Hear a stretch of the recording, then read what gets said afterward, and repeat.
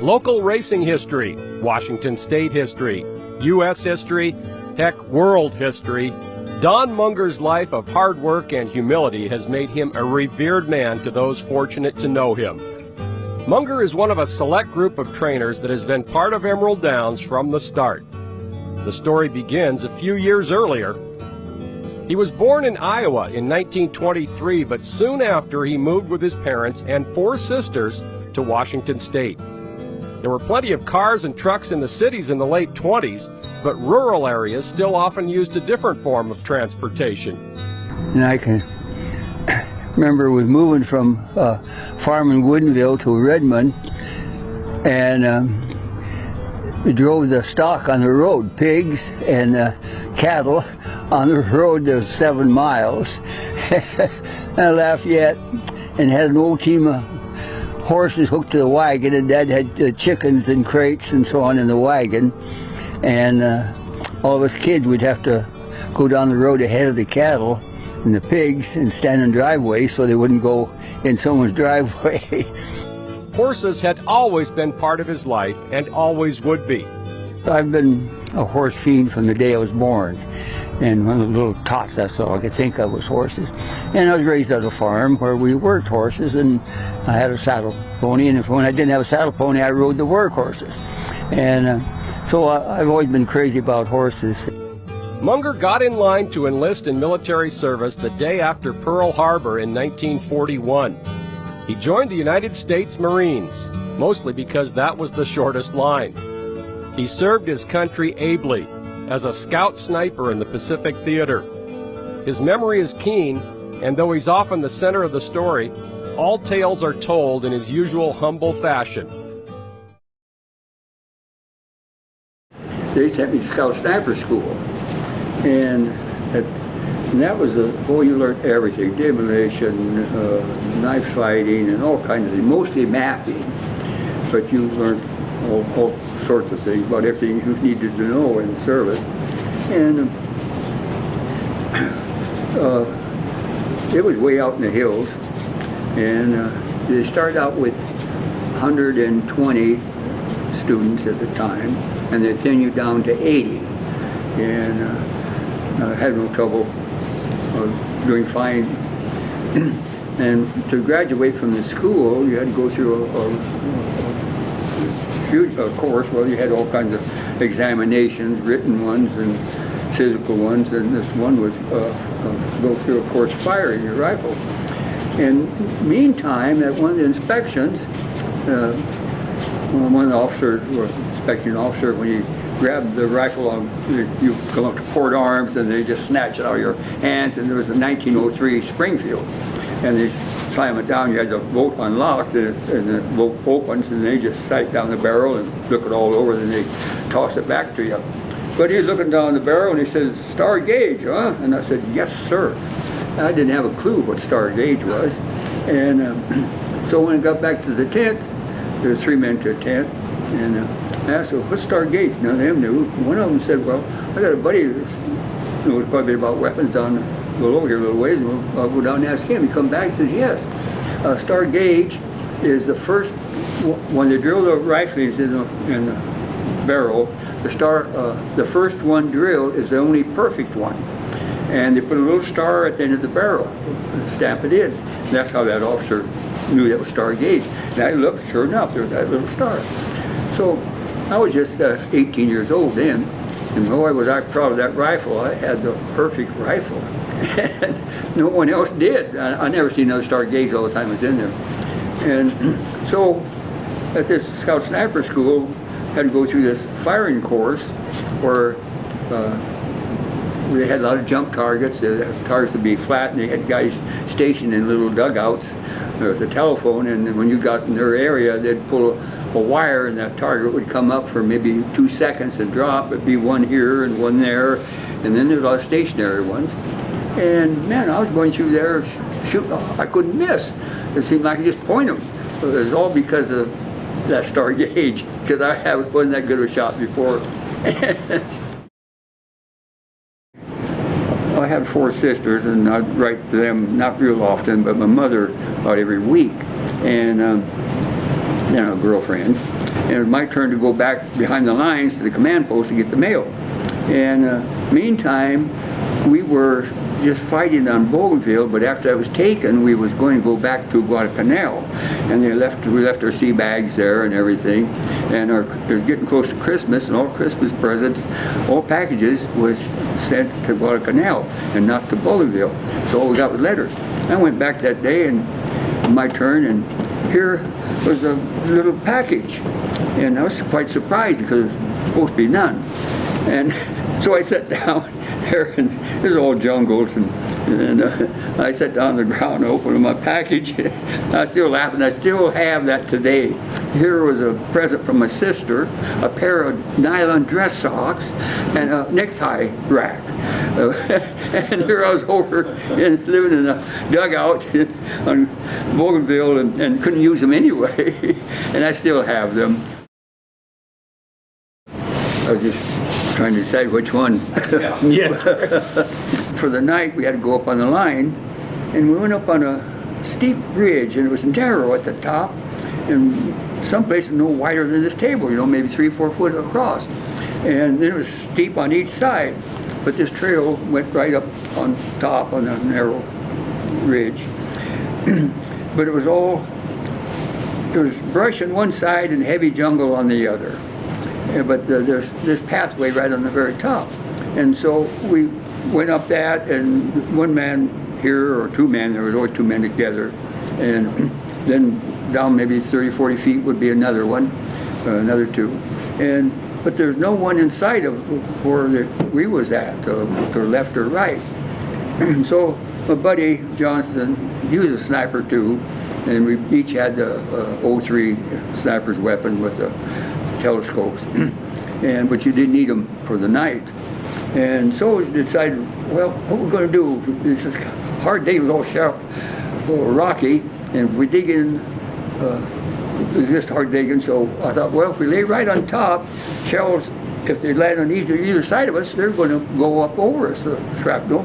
And the only way they're going to get us is with shrapnel is if we shell landed right on the top, if we was on top, but either side. And so that's what we was going to do. So then I said, no, I think I'll lay just on the other side, my head up where I can, if we get attacked, I can just look across and down the other side and fire. So we took our scopes off and put them in the containers and leaned them up against a tree that was there, right on the very top. And I laid down just off the top, and my head close to the top, and he laid right on the very top, and instead of laying on the side. And he's right at my head. And so we take turns. One would watch half the night, and the other one watch the other half. And it was his turn to watch. And it was getting wee hours of the morning. And boy, all of a sudden, oh, hell broke loose. They firing those mortars, and they somehow picked that spot where we were at. And there's bursting all over, man, just right around you, the flames and shrapnel flying and just deafening. And so I heard him make a groan, a noise, and I reached up and turned around, reached up and called his name, and I shook him, and he was dead. And so then I curled up in a little ball just as tight as I could, and drew my legs up, and I made just as small a target as I possibly could. Next morning, well, no one moved around that night, because anything moved at night, you shot them. And so we got daylight, and then I looked where my feet had been before I drew them up. It was down between the brush. I set my feet down in that brush. Shrapnel had just sheared that brush right off where my feet was at. And I just drew them up, I don't know how far it missed me. And all I got of it was a lost little hide on one wrist. It nicked the wrist. But it had killed he was a close buddy of mine, Johnson. I was working at the Auburn Depot, the Army Depot in Auburn. And they had a lecture there one day about positive thinking. Well, I didn't know anything thought what that even meant before then. And it was telling about a person should have a goal and so on to work towards. And I got thinking, I do.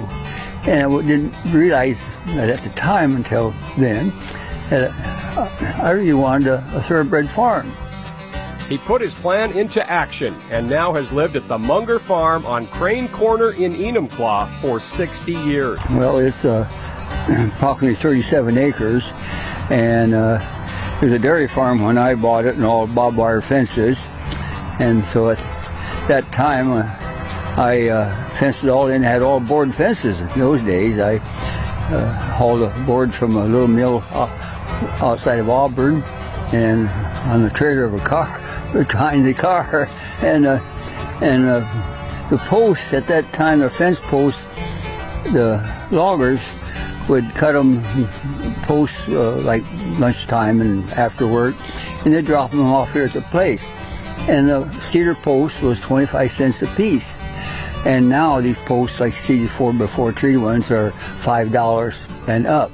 I plowed, when I first got it, I plowed and reseeded the whole place. Then I divided it up into 4 different pastures. One's a 15-acre pasture, which usually for mares and babies. Then I had 3 other 5-acre pastures. And then my paddocks. There was one barn on the property, and it's still there, the old barn, and there's a cow barn. It had the stanchions and so forth in it. And we tore it out and built stalls. The most horses I've ever owned was 103, but we've had just normally like 75 head to horses on the farm constantly. The 50s and 60s were tough economically for breeder, owner, trainer Munger, but hard work got him through.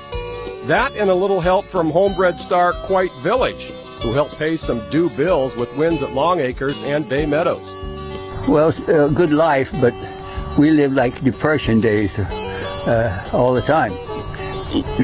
And I know I'd be working out here Saturdays and Sundays and light till dark, and cars go by on weekends with the campers on and boats, and but I wouldn't trade places with them. I enjoyed my work. In 1973, he attended a California horse auction and bid his last available dollar on a stallion he'd researched. He got the horse, and Barbaric Spirit changed his fortune. I had always wanted a Barbizon stallion, and I finally got a chance to buy him. And gee whiz, I was just doing fair at the racetrack, and with his stock, gee whiz, it went right up. I was doing really good, and he was a grand looking horse, a huge horse. He was 17 hands and broad as a kitchen door, and he's a nice disposition, but he was kind of a one man's horse. He didn't care for a lot of attention, but we'd be working out in the pasture and he'd be out here with us. He'd hang around and be up close to it. He'd go pet him for a minute or two, and then he had enough. But his stock, they were just running sons and guns. Munger successfully raced many Barbaric Spirit sons and daughters and also realized other revenues. I remember the first year I had him, and I advertised him for stud service, and every person that came and looked at him booked a mare. Yeah, he's got a nice disposition. That means a lot, and his foals have inherited that. And confirmation-wise, I've had a number of stallions throughout the years, and can't blame it all on the stallions either, but I've had a lot of crooked legs and offset knees and so on. And on Nachismo, every one of his foals has been straight, 100%. Nearly 60 years in Washington racing, and coming off his best Emerald Downs season, it was time again to turn a stall application into racing secretary Brett Anderson. Husband of Wanda for 56 years, trucker, carpenter, mechanic, electrician, farmer, horseshoer, horse exerciser, horse trainer, horse whisperer, but not retiree. And it's been a hard life. I mean, there's no money in it, but if you enjoy your work, it isn't work. It's a pleasure. And like guys will say, when are you going to retire, Don? I said, I am retired. Yeah, we seen you out there building fence yesterday. And I said, well, when you retire, you do what you like, don't you? And I said, yeah. Well, I said, I'm retired because I'm doing what I like.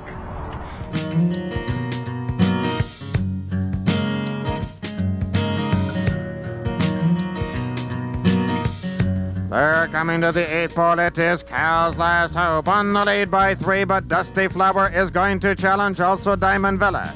It is Cal's Last Hope on the lead, Diamond Villa on the outside. Cal's Last Hope, Diamond Villa, Dusty Flower, Cal's Last Hope and Diamond Villa head and head. There they go. Detrimental is going to the front. Best Hitter is second, moving up from the extreme outside. Gems Policy third between horses. Carnival Boy fourth on the rail. And it's still Best Hitter in front now by 3 lengths. Gems Policy second, moving up by 1, and Maid's Bold Son. It's Best Hitter, Gems Policy, Carnival Boy on the rail, Maid's Bold Son, and Times Rush on the outside. Best Hitter and Gems Policy. It's Best Hitter. Mr. Frank M trying to thread a way through in the centre, and Skybring coming on the outside, 4 across the track. Skybring and Mr. Frank M coming home a bit the better. Olympic Charlie late, but in the centre, Mr. Frank M burst away, and Mr. Frank M wins by 2. Science Fiction got up for second. Tab and Strategic Patience coming. Clemensbrook still in front. Right down the outside, those Strategic Patience eating up the ground. And Strategic Patience coming at Clemensbrook. Strategic Patience on the outside and Clemensbrook. And Strategic Patience from last to first, narrowly at the wire. By a head. Roving Patrol is 5 in front of Madame Pele, Valid Vixen Queen, and this has been a big performance off a big break, and no doubt that Roving Patrol is a league ahead of the others. Roving Patrol smashing win by 9 lengths. Madame Pele second. He taught me everything. I mean, everything. When I first started for him in '79, he had me leading babies and breaking the babies, taught me how to drive rein and the whole work. You know, I started out with that Barbaric Spirit he had back in the day, and they were a little owly back then. But other than that, you know, he taught me everything. And I'm here because of him. And he's, you know, I treat him like my dad. He is. Don, he's been great to us. Break his babies for like over 20 years and help raise my family and feed us. Yep, he's a great guy. Wanda's great too. You know, there's just not enough words to describe just what a great guy Don really is. I've known him for many, many years, and I've always been enjoyed being around him. He's always positive, and regardless of what you want to talk about, he's normally wise enough to, he's been there or he did that, and one thing for sure, I know if I was in the foxhole, I'd want him with me. That's one thing for sure. But for his horseman knowledge, I think he's one of the smartest ends on the backside. Proud to have worked for him, a hell of a horseman, dedicated his life to the thoroughbreds, and I don't think I've ever met anybody with as deep a love for the animal as him. Again, he's one of a kind, he really is. Don's horses always were good, nice, big horses in good shape. When you started them and started breaking them, they were a little salty, they were a little rough, and by the time Don got them running, them 3- and 4-year-olds, you know, they were pretty solid horses. The great Don Munger I've known for probably 40 years. My earliest memory of him is back at Long Acres. He was on the inside gate to the left, and we were down the other way, but he did everything. He breeds, he trained, he shod, he held feed. I just don't know how the man did it, and he's still going strong, and he's down there every morning, and he's just a great person and has always been one. Don, for myself anyway, has been a mentor from the age of about 14 years old. I'm now 44 years old, so I've known him quite a long time.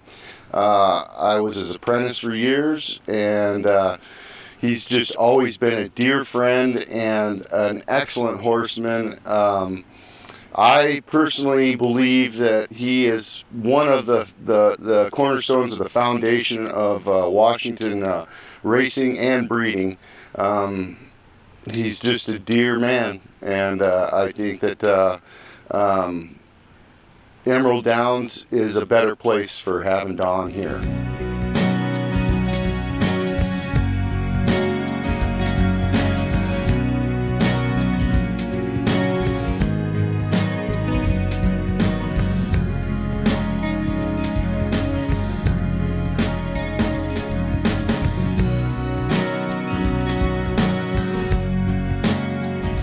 The leader here is Troop Ship. At Peaks trying to run on. Down the outside is Commander King. And coming towards the 16th pole, it's Troop Ship, At Peak, and Commander King battling it out. Caddyshack Cat trying to get through on the inside. Troop Ship's holding on. At Peak with a late surge. Here comes At Peak. Troop Ship, At Peak. Troop Ship held on